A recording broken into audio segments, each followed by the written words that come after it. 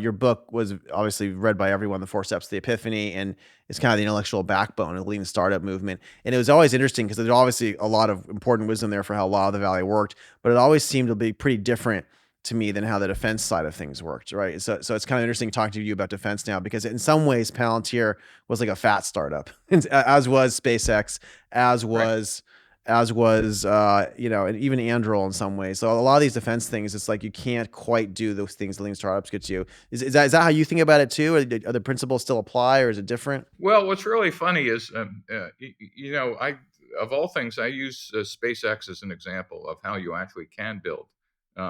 Fancy word is an ambidextrous organization, a $20 word that you use in universities to mean can you chew gum and walk at the same time? Mm-hmm. Meaning, can you execute? That is, do continual processes and incremental innovation.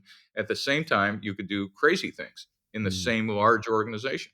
And of course, I think most people listening understand that SpaceX is launching out of 3 launch pads, 2 at Kennedy, 1 in Vandenberg, and that's operational excellence. Those Falcon 9s are popping off. We might hit 120 this year, maybe we'll hit Wow. Elon's 144, but in any case, they don't screw around. There's a book, and that process needs to be fail safe.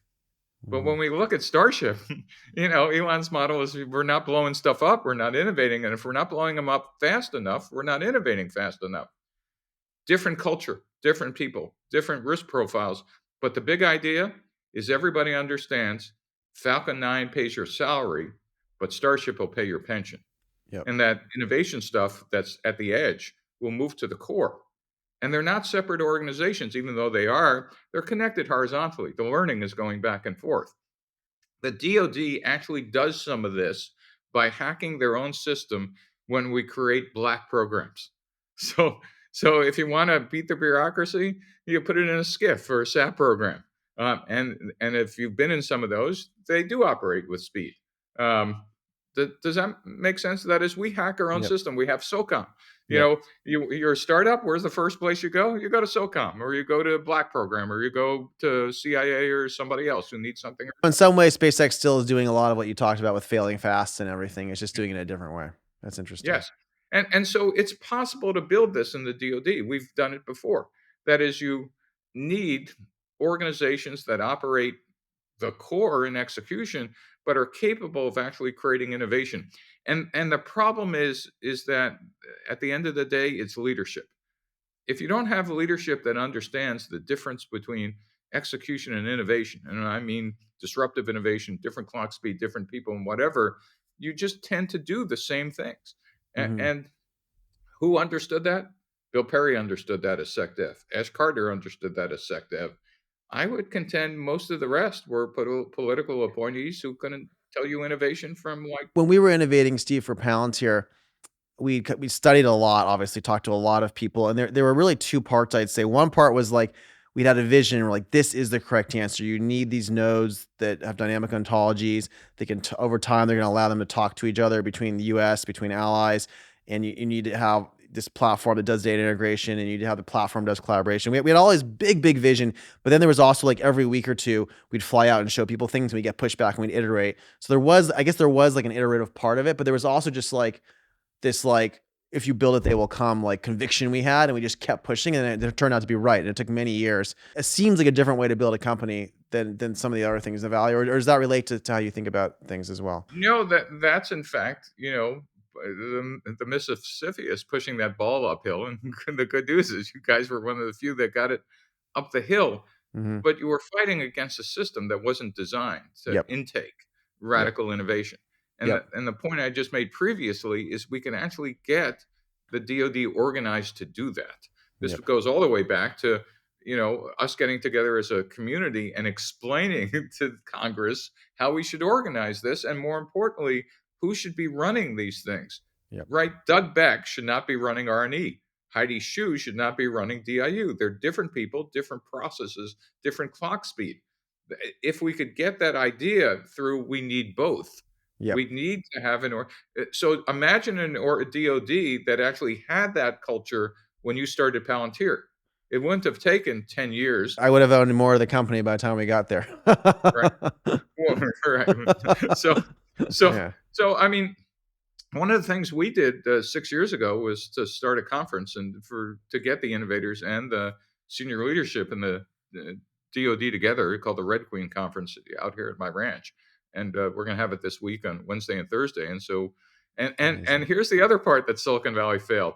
So those senior leaders, we got admirals and generals, we got the head of a countries, joint chiefs of staff out here, whatever. They would then leave our little conference and then they go visit individual companies in Silicon Valley. They'd all scatter.